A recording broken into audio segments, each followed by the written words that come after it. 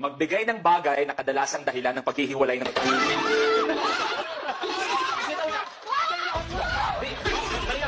Oh, Di, nauna ka. Alam ko to, alam ko to, alam ko to.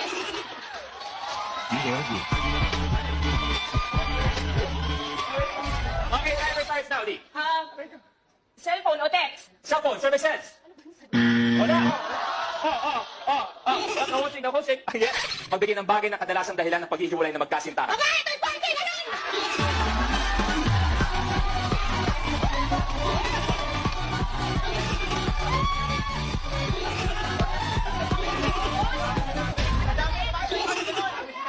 Gusto mo, kompletuhin mo. Gusto mo. You're looking for the top 50 answers. Ayaw mo.